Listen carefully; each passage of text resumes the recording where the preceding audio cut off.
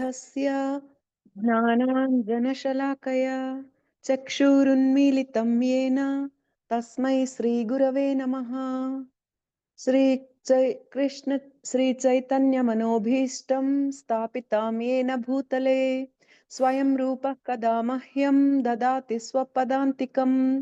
वन्देऽहं श्रीयुतपदकमलं श्रीगुरून् वैष्णवांश्च श्रीरूपं साग्रजातं सहगणरघुनाथान्वितं तं सजीवं साद्वैतं सावधूतं परिजनसहितं कृष्णचैतन्यदेवं Shri Radha Krishna पादान् सहगण Lalita Shri विशाखान्वितांश्च।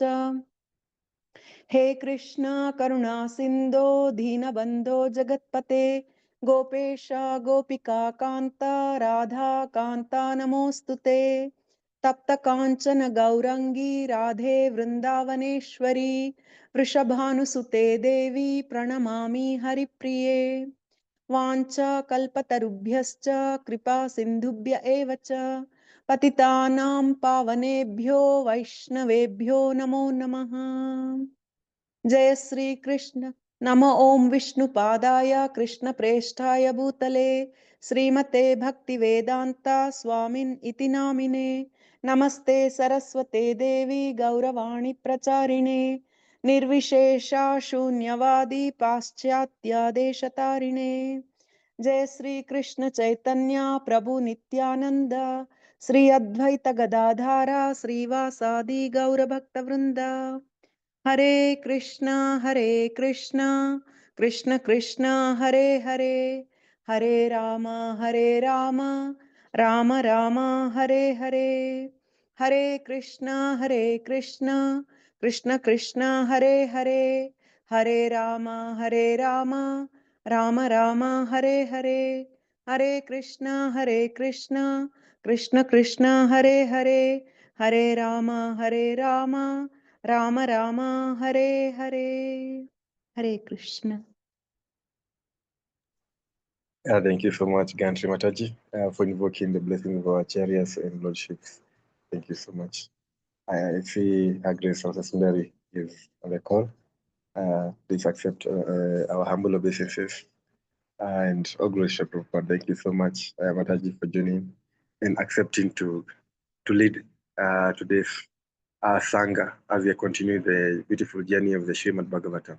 And we are doing, we are in Canto 3, Chapter 6, and today we are doing Verse 10. Thank you so much. Peter, probably you can kindly share.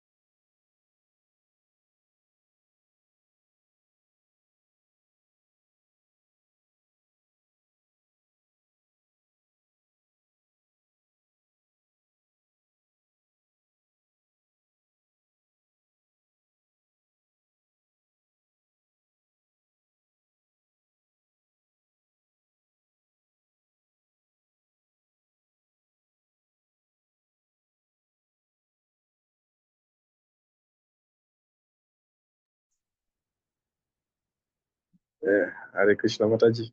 I think we are set. Over to you.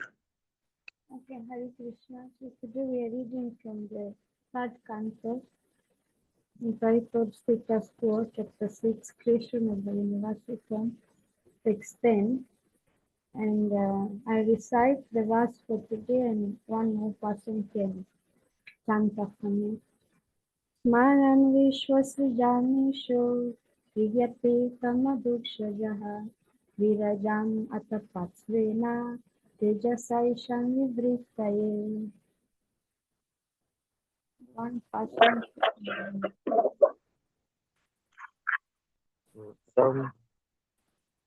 Rana Vista Srijam Viso Vijanpitam Ado Shajaha Virajam Atapasavana Tejas Saisam Vivitaye.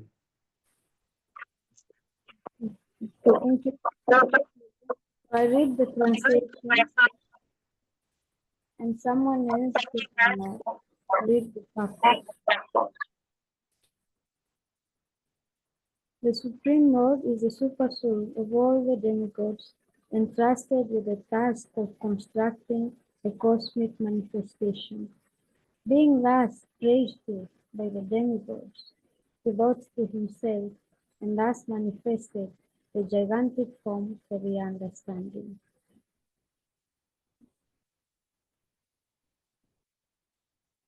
Someone else can read the purport, or two devotees can volunteer to read the purport. It's quite longish, but not so long. Hare Krishna Mataji. Hare Krishna. The speaker, please go ahead. Support by His Divine Grace Srila Prabhupada Ki Jai. The impersonalists are captivated by the gigantic universal form of the Supreme. They think that the control behind this gigantic manifestation is an imagination. Intelligent persons, however, can estimate the value of the cause by observing the wonders of the effects. For example, the individual human body does not develop from the womb of the mother independently, but because the living entity, the soul, is within the body. Without the living entity, a material body cannot automatically take shape or develop. When any material object displays development, it must be understood that there is a spiritual soul within the manifestation. The gigantic universe has developed gradually, just as the body of a child develops. The conception that the transcendence enters within the universe is therefore logical. As the materialists can find the soul and the supersoul within the heart, similarly, for want of sufficient knowledge, they cannot see that the Supreme Soul is the cause of the universe. The Lord is therefore described in the Vedic language as Avan Manasa Gochara, beyond the conception of words and minds. Due to poor fund of knowledge, the mental speculators try to bring the Supreme within the purview of words and minds, but the Lord refuses to be intelligible. The speculator has no adequate words or mind to gauge the infinity of the Lord. The Lord is called Adukshaja, for the person who is beyond perception by the blunt, limited potency of our senses. One cannot perceive the transcendental name or form of the Lord by mental speculation. The mundane PhDs are completely unable to speculate on the Supreme with their limited senses. Such attempts by the puffed up PhDs are compared to the philosophy of the frog in the well. A frog in a well was informed of the gigantic Pacific Ocean until he began to puff himself up in order to understand or measure the length and breadth of the Pacific Ocean. Ultimately, the frog busted and died.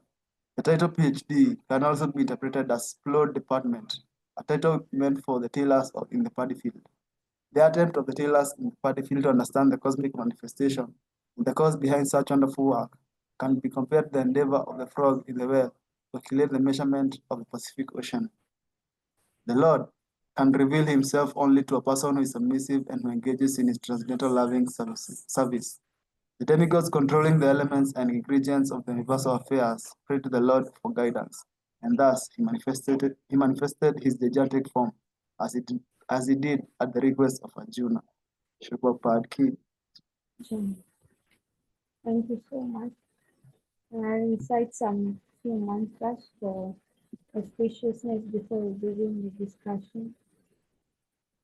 Nama Om Vishnu Padaya Krishna Prishthaya Bhutale Shrimati Bhakti Vedanta Swami Nami Namaste Saraswati Devi Vaishnavi Nirvishesha Shundari Kashapyari Shatari Mukam Karati Vacharam Tangam Jayati Yatkripa Tamaham Shri Vinasami Shri Sanyam Paramam Madhavam.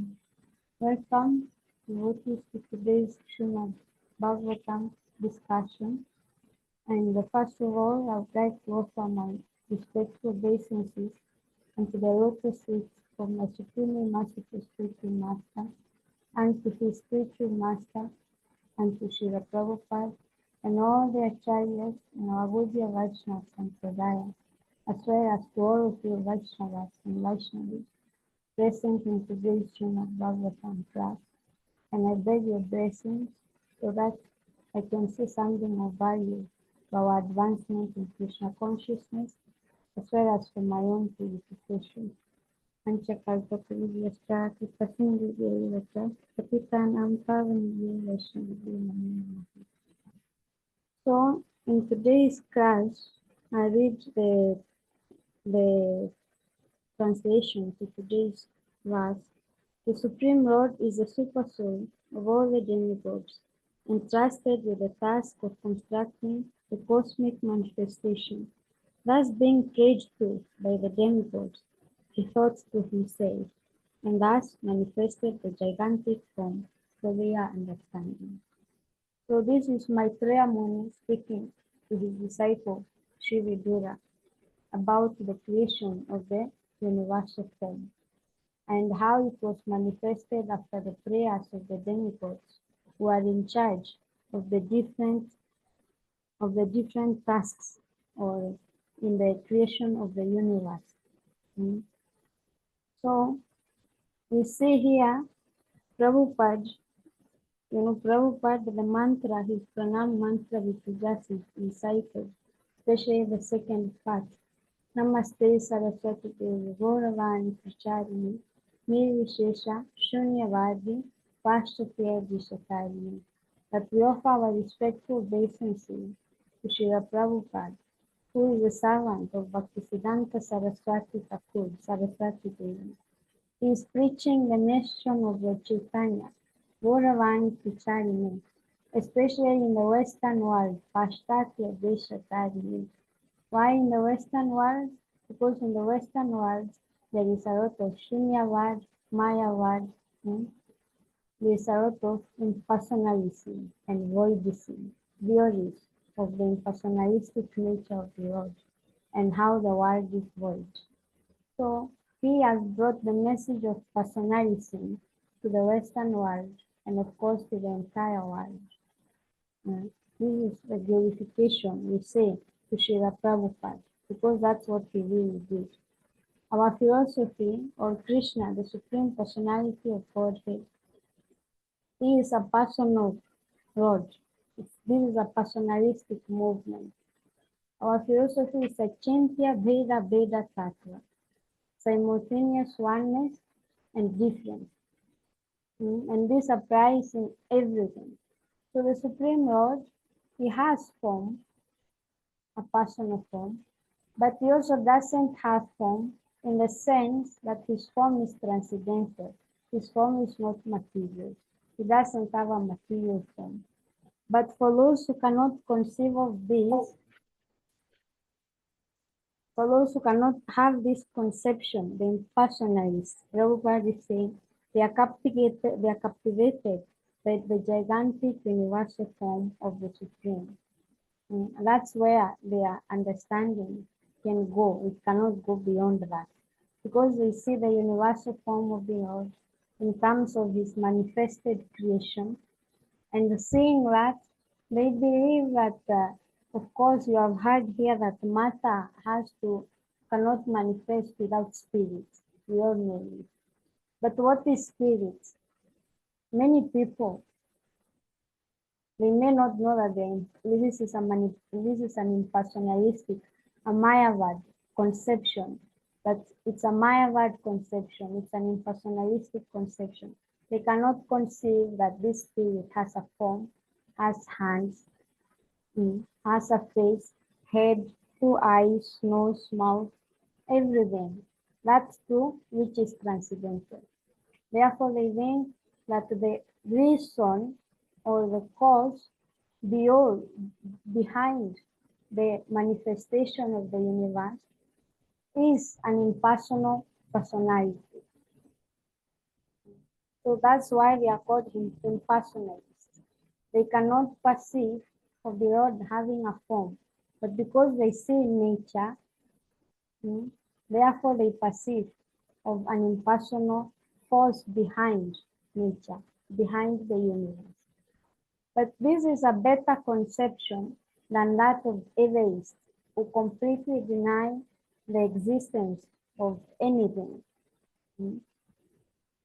And we have heard the story of like Newton, the one who was in Newton's law, the one who is in charge of many laws in physics, mm, especially the law of gravitation. So Newton had a friend who was an atheist, and he used to say everything just happens by chance. Uh, they don't even believe there's a force behind it. At least the impersonalists, they have a belief that there is a force, although it's impersonal. There is a force. This is their belief. But atheists do not even believe that there's a force behind everything.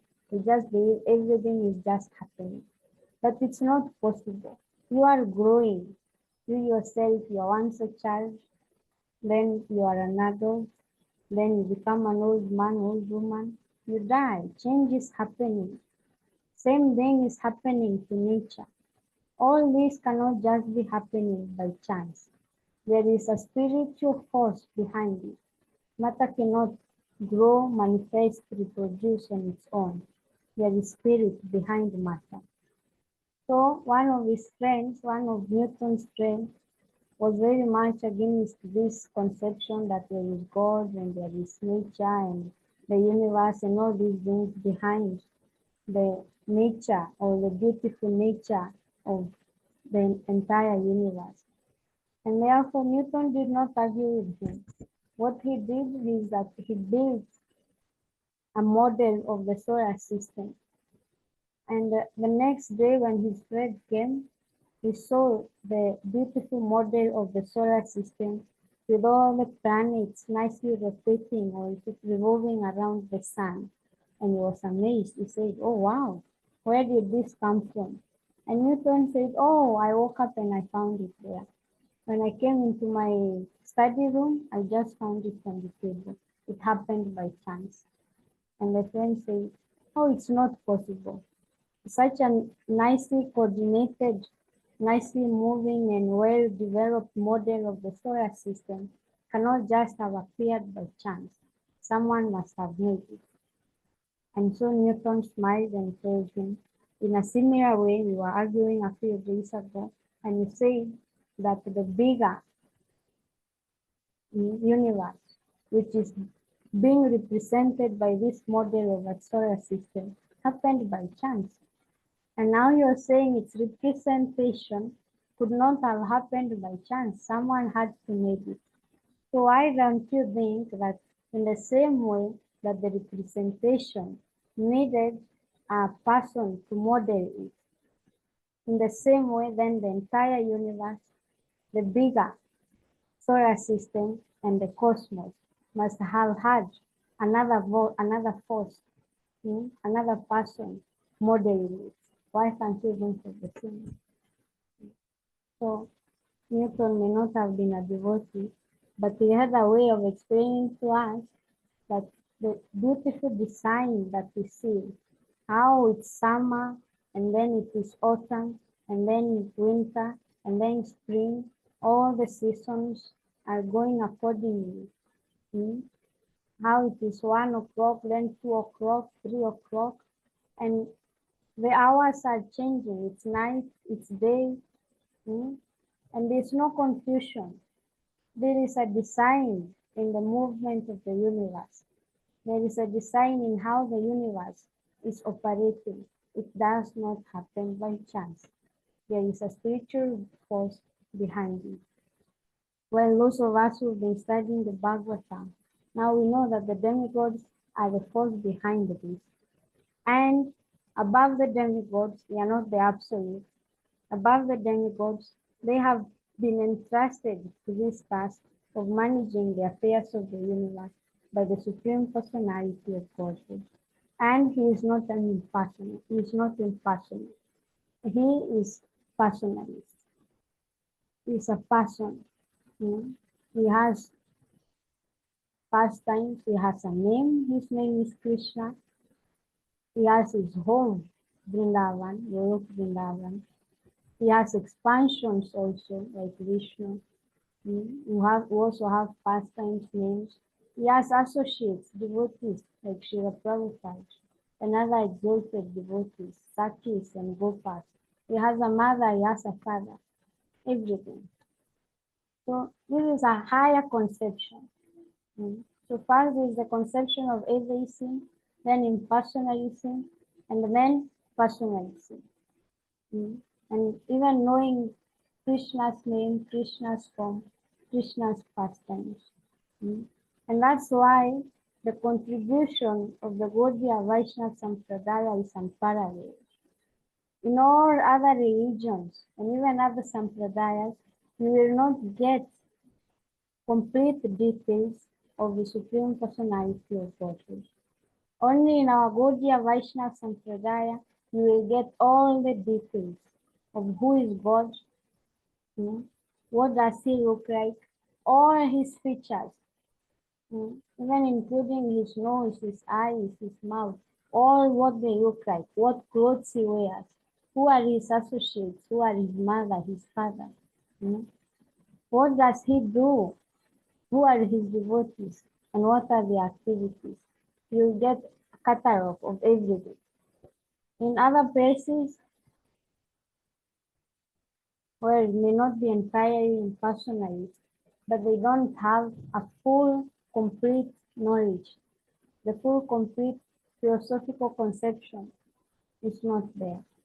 So as we have everything, we just have to realize it. And how to realize it? Prabhupada is saying, not with our material senses. Our material senses cannot conceive of the Supreme Lord.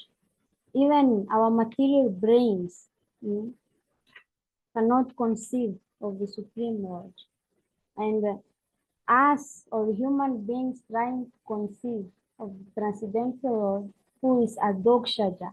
Adokshaja means one who cannot be seen with material senses, meaning he is transcendental. You have to transcend the three modes of material nature, the modes of goodness, the modes of passion, the modes of ignorance. Situate yourself on Vishuddha Sattva, pure goodness, transcendence. Then only you can conceive of the form of the Lord. Otherwise, with our gross senses, our these eyes, you cannot see him. Many times Prabhupada used to be asked, have you seen God? When he would be preaching in the West. And one time he said, he asked one person, asked him, can you show me God? And Prabhupada asked him, do you have the eyes to see him? I may have the ability to show you, but do you have the eyes to see him? So we have to develop the eyes to see him. Why? Because we cannot see him with our material senses. He has a form, but a transcendental form. So we have to transcendentize, or we have to make our senses transcendental to be able to see him. And how to do that? Through the process of devotional service, which begins with hearing. So the Supreme Lord is a Dokshaja, and us trying to conceive of him with our material senses, with our material intelligence, Prabhupada compares it to be like Dr. Frog. Here he's saying the frog in the whale who wanted to perceive of the Pacific Ocean, but the only place he had been to where there was a lot of water was his well. He had never been to anywhere else. And so when another frog came to visit and told him this is the Pacific Ocean, so he could not imagine what the Pacific Ocean was like. So he was like, the Pacific Ocean, is it like, is it this big? And the other frog was telling him, no. It's much bigger than that. You can't imagine. Bigger than this well? Oh, 1,000 times bigger. So how big? This big? And he was puffing himself up. And puffing himself up, he burst and died. So Prabhupada compares this to mundane scholars trying to study and see the form of Krishna and understand Krishna. Krishna will not be understood by our mundane senses, by our intelligence. Rupa Goswami says in Bhakti Rasamrita Sindhu which Prabhupada summarized into the Nectar of Devotion. Ata Shri Krishna Namaji Na Bhavir Graya Mindriyai Sivon Mukhehi Jivado Swayami Vastrachyada. That our material senses, they cannot conceive of the name, form, qualities of the Supreme Lord. But if we engage these senses, and especially engage the tongue, in chanting the holy name and tasting the remnants of food that has been offered to the Lord, eating prasad, then the tongue will be purified. And when the tongue is purified, then we will Suratyada, we will see Krishna, we will begin to see Krishna as he really is. So the process begins by purifying the tongue. How? By chanting and by honoring prasadam. This is engaging in devotional service. Not by thinking that I can see the Lord. This is called eye exercise. But Siddhanta Saraswati Thakur was very much against, he used to call it eye exercise. Especially devotees from the Indian background, because they have grown up with the deities or with a conception of the deities, and it's ingrained in their memory. It's a nice impression. So they are attached to deities and seeing the deities. But it's not necessarily that they'll be attached to hearing. One time he was giving class, and Prabhupada was there in Mathura, and then it was announced that Prabhupada Bhaktisiddhanta Saraswati will be giving class, and at the same time also there had been an organization that the devotees can go take darshan of Sheshashai, who is a form of Vishnu lying down someplace not far from Mathura. So those who wanted to go for darshan of Sheshashai can go, and those who wanted to stay and hear Bhaktisiddhanta Saraswati Prabhupada can stay. And so many of them went, including big sannyas disciples of Bhaktisiddhanta Saraswati, and a few others, around 3 people remained. And Srila Prabhupada, our Srila Prabhupada, Yesu Bhaktisiddhanta Swami Prabhupada, was one of them. He remained and listened. And then when they came back and class was over, Bhaktisiddhanta Saraswati Thakur was asking them, so did you see exercise? Did you enjoy your eye exercise? Because the Supreme Lord, by conditioned souls, he cannot be perceived with material senses. You have to first hear, then chant. First process is Shravanam, Kirtanam, then remembrance. And through this we get purified and we can submit to him. Prabhupada says in the last part in the purport, the Lord can reveal himself only to a person who is submissive and who engages in his transcendental loving service, meaning devotional service, bhakti.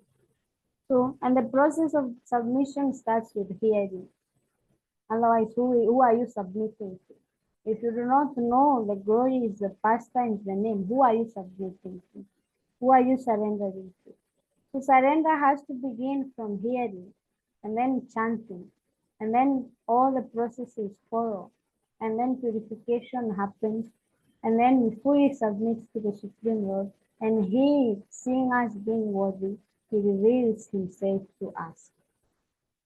He reveals his form to us, reveals our service to us. Just as it's saying here, the demigods, they prayed to him.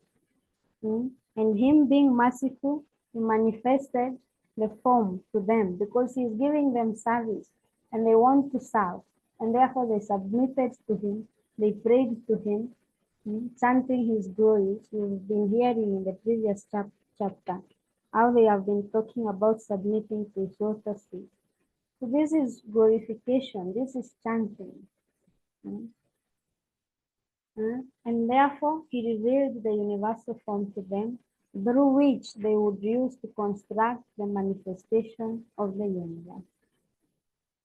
Therefore, we should pray and always be eager and ready to hear. You should pray to have the right attitude to hear, because the path is not through seeing, it's through hearing. The path of bhakti is also called Shutekshita Pato, the path of hearing. You see by hearing. Shutekshita. Shut means hearing, it comes through the ears. And then vision will come. The ikshita, the vision will come. So seeing by hearing. The Lord, the Supreme Lord, is seen by hearing. Hearing from who? From his pure devotees. Therefore, we should submit to them, hear from them, then our chanting will be established properly, purification will happen, go through the 9 processes of devotional service. And then simultaneously, we are going through the 9 steps of devotional service. And then the fruit, the manifestation or the revelation of the Supreme Personality of Godhead gets revealed in our hearts after they have been purified. So our material senses cannot see. And so you can imagine a devotee who has at least theoretically accepted the personal form of the Lord, has accepted, okay, I'm going to accept Krishna as a person, and I'm going to do devotional service. He has to work so hard. He has to put in a lot of effort, determination, endeavor into his practice so that the Supreme Lord can be revealed to him. So what of mundane speculators? What of their efforts? We are just like Dr. Frog's speculation of the Pacific Ocean. They cannot conceive of it. They are too far behind. Yeah, therefore, we should surrender by hearing. The process has to start by hearing from a devotee who has this conception of the Supreme Lord. And then, by submitting to him, by hearing from him, the process of seeing him will happen. And this is a process of sadhu sangha. In Chaitanya Charitamrita, Chaitanya Mahaprabhu tells Sanatana Goswami that sadhu sangha, sarva shastra kal. What is the essence of all the sarva shastra, of all the shastras, all the scriptural books? What's their conclusion? Their conclusion is that sadhu sangha, sarva siddhi hoy. By associating with devotees, sadhu sangha, sarva siddhi hoy. All the siddhis, all perfection will be attained by sadhu sangha, associating with devotees. Therefore, all of you are very lucky. You're always coming to the Srimad Bhagavatam class and associating with the devotees who are discussed in the Srimad Bhagavatam. Like now we are hearing from Maitreya Muni, we have heard from the Vidura Muni, which is being narrated generally by Shukdev Goswami, Parikshit Maharaj. And all this is about Krishna and his devotees. So just by hearing the Bhagavatam, you are having sadhu sangha. You are associating with all these devotees. And now you are in the company of all these wonderful devotees from different places in Kenya, especially from Nairobi. This is sadhu sangha.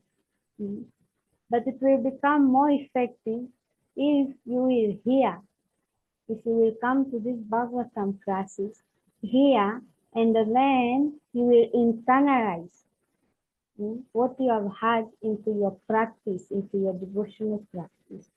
Then this is real Sangha. This is real association. If you will internalize it into your bhakti, into your devotional practice, then this is real association. And then what we need to do, it will bring you all perfection in your bhakti. And eventually the Supreme Lord will be revealed to you. And along with the Supreme Lord, your eternal form will also be revealed to you. But this will not just happen. It has to be happen in the association of the devotees.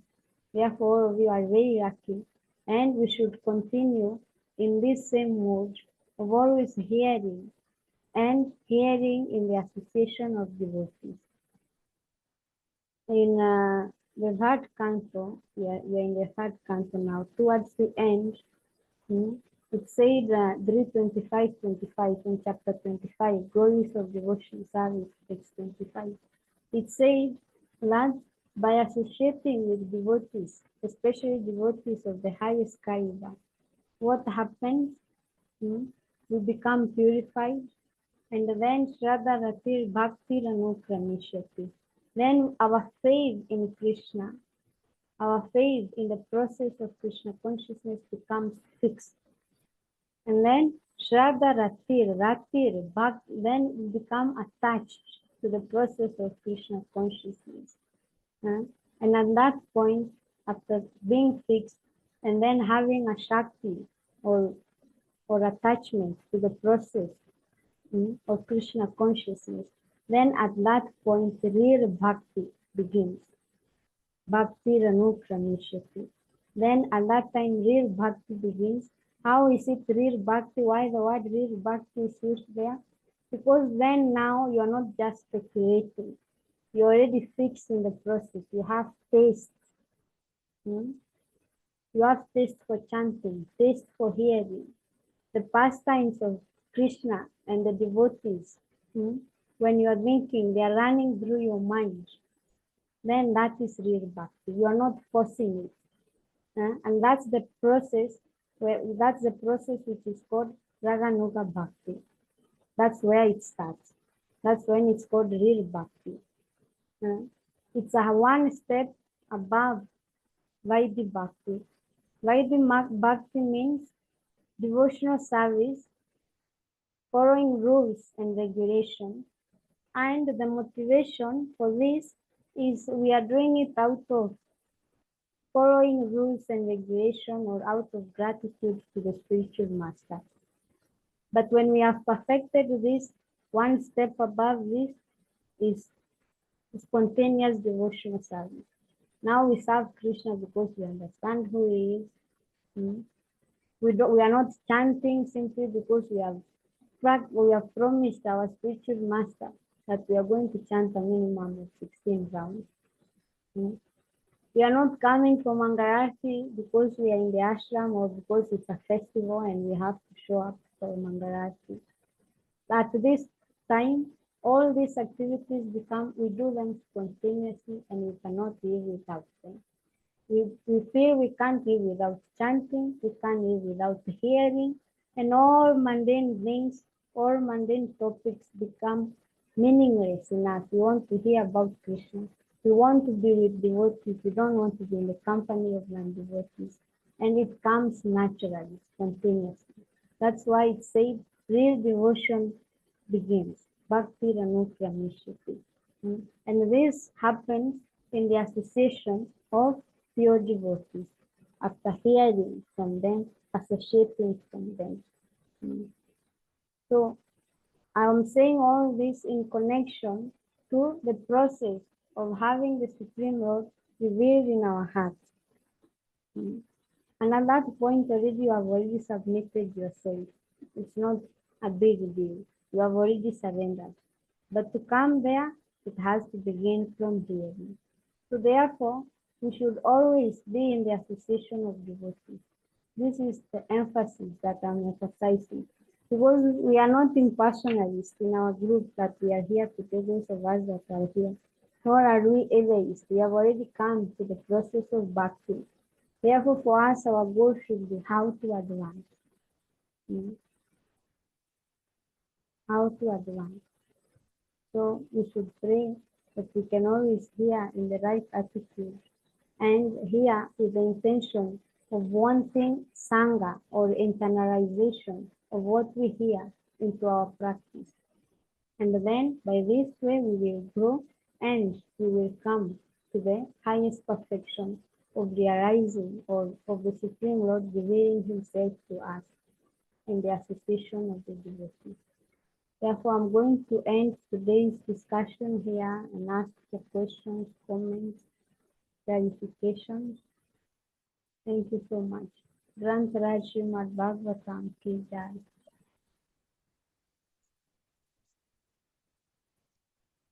Oh, wow. Thank you so much, Mataji. Really also for inspiring us to get the enthusiasm to attend such opportunities like hearing the Srimad Bhagavatam oftenly. And this spiritual paradox we emphasize on we cannot really see Krishna with our material eyes. However, he has to really help us to see him. And you emphasize that the chain of mercy through the pure devotees, they can become our eyes, and at least we can see Krishna through sound from them. That is the chain.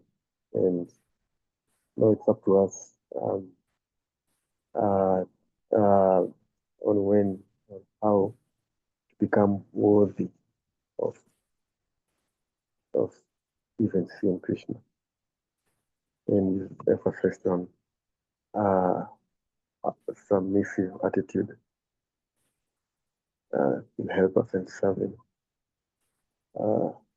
Yeah, and especially for the Sangha like this one. Thank you for really encouraging us.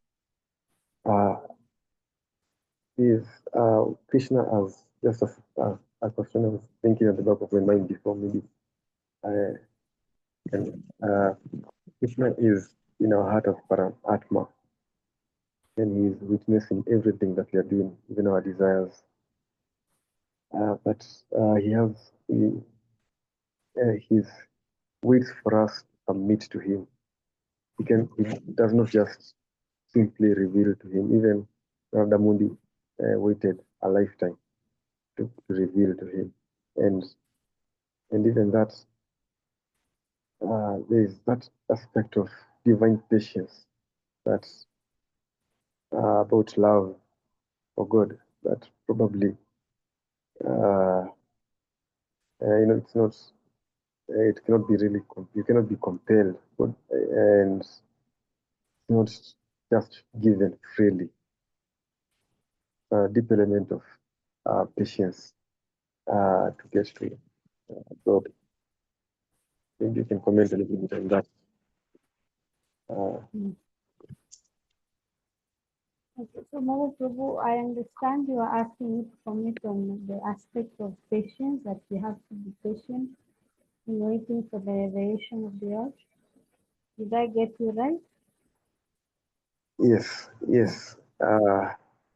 Yeah, he could simply reveal himself right now directly, and it will be very simple for so many conditioned souls. But we have to wait until the Jiva shows freely that he really wants it, rather than being compelled directly by him. Yeah, thank you. Thank you for that. Yes, the Supreme Lord will not compel you, he will not force you to see him or to want to have him. You have to deserve him. It's something that he calls free will, and he has given to the living entities free will. Well, what happens if I force you to have him? It cannot be forced. It will not happen. There will not be a genuine exchange of in the relationship. In any relationship, you cannot force. There has to be free will. So he has given free will to the living entities to develop love for him if they want. So he will not force it. So for conditioned souls, they are conditioned because they don't want. They want to be masters. They don't want to be under the control of the Supreme Lord. They want to control themselves, and they cheat. They cheat themselves, and of course under Maya and the illusionary energy of the Supreme Lord. But they are happy that way, being independent. So because they don't want to give up their independence. They cannot fully love the Supreme Lord, and therefore he does not reveal himself to them. He waits until they can give up their independence by their own will, and then coming to the practice of bhakti and gradually cultivating him when they really call for him and want to associate with him and giving up all their independence, surrender unto him fully, then he will reveal himself. So those who have come to the practice of bhakti, we have to be patient to have the Supreme Lord reveal himself to us. Because he's also patient, waiting for us to come to the realization that we are not independent. This is simply an illusion. So he's been patient with us all this time, millions and millions of years that we have been here in this conditioned material world, cheating ourselves to be controllers. So he's been patient with us to come to the level of where we want to, by our own free will, want to love him and serve him. And of course, he has been patient and he has been sending helpers, his devotees, to bring the message of Godhead to us. But still, he does not force us to believe.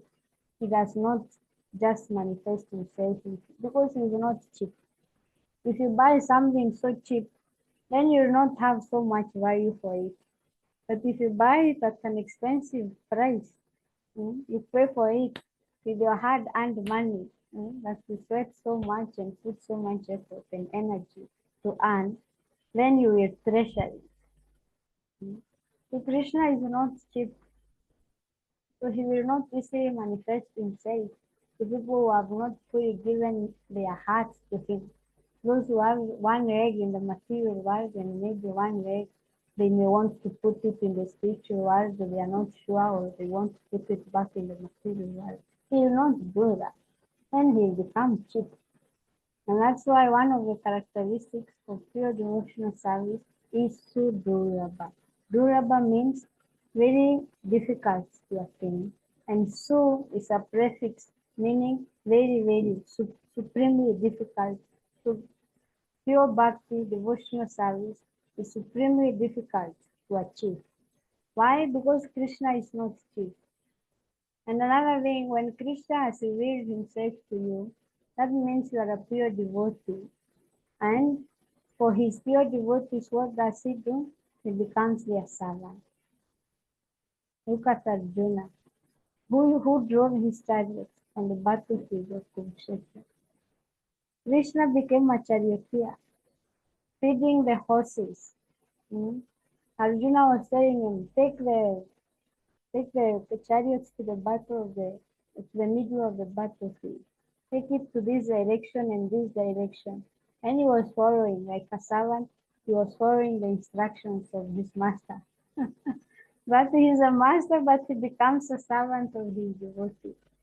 So he will not want to be controlled by people who have not given their hearts to him. Those who do not love him, they don't deserve to control him. Because he belongs to, he says, I am not independent. I am the property of my devotees, my pure devotees, who have me, who have love of God, Krishna friend. He is their property. And that's why by surrendering to them, then we can get Krishna. So he will not reveal himself to material devotees. So then they have to practice, they have to have enthusiasm and determination to get out of the material conditioning and by practicing bhakti. And then they have to be patient by performing the process of bhakti with a lot of enthusiasm and determination under the guidance of pure devotees, and then Krishna will reveal himself. He is not cheap. Otherwise, we will not value him, and he will not give himself to people who will not value him. He is the most precious object of love because he is He is love himself. He is love itself. So he will not give it cheaply. It's not cheap. Everyone is looking for it. Not cheap. Is it understandable, Mogo Prabhu? Yes, Mataji. Thank you so much. Yeah, and I've also come to realize the relationships that you do not also compel anyone to. Maybe if it's a parenting and you're trying to guide a child, it will be much better when the child does something good and they feel that it has come from them, not you so much trying to pull them to this particular aspect, and they might grow naturally. The same principle. It's the same principle. Yeah. Force does not work. Yeah, force. Yeah. Thank you so much. I'd like to open up to any other devotees in a comment or a question on today's Sangha. Hare Krishna. Hare Krishna, Mataji. Hare Krishna, dear devotees. Thank you so much. This is the first time I am attending your class. Very nice class. And I'm very amazed and surprised. And also, I'm ashamed of myself because you are so young and you give so nice class. And the best part is that you cover your head as respect, which I don't do. Thank you so much, Mataji. Yeah, you gave nice analogies of like what Newton did to convince his friend that there is a superpower that is holding the whole cosmic manifestation.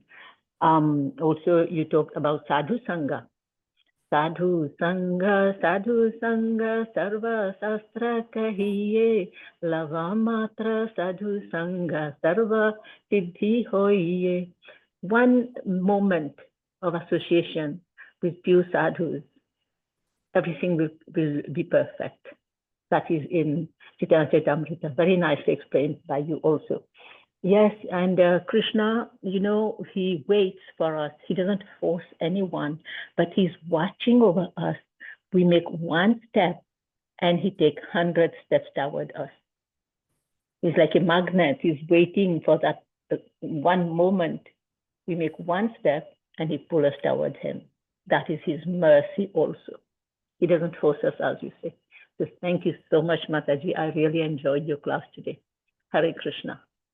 Hare Krishna. Thank you so much, Indira Mataji. Hare Krishna. Usually on Mondays, I have my yoga class. Today, I'm too tired. So I said, I'm not going today. I skip, and I wanted to see who is this beautiful Rasa Sundari Mataji is giving nice class. Thank you so much. Hare Krishna. Hare Guru and Vaishnavas. Thank you, Mataji. Yes, Hare Krishna. Thank you, thank you.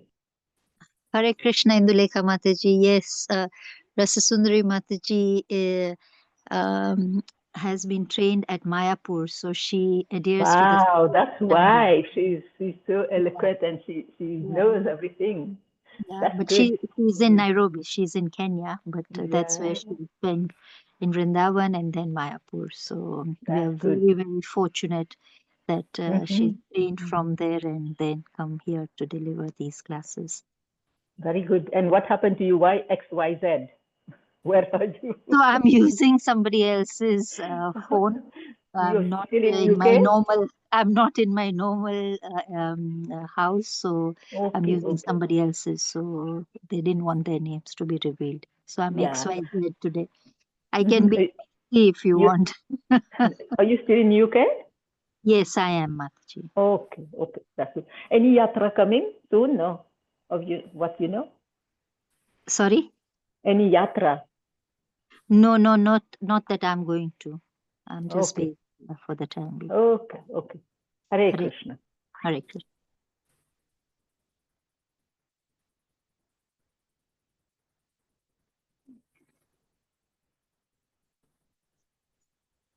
Hare Krishna. Thank you, Mataji. Thank you. I would like to kindly request Gantry Mataji to end the class for us today, if there's any other comment. Hare Krishna, Prabhuji. Thank you so much. Thank you so much, Rasa Sundari Mataji, for a wonderful class as always. And thank you, Induleka Mataji, for your beautiful comments and realizations for us as well. Thank you. And so, can I please ask everyone to unmute and chant one round of Hare Krishna Mahamantra in glorification of Her Grace Rasa Sundari Mataji? Hare Krishna, Hare Krishna, Krishna Krishna, Hare Krishna, Krishna, Hare, Hare Hare Hare, Rama, Hare Rama, Rama Rama, Hare Hare.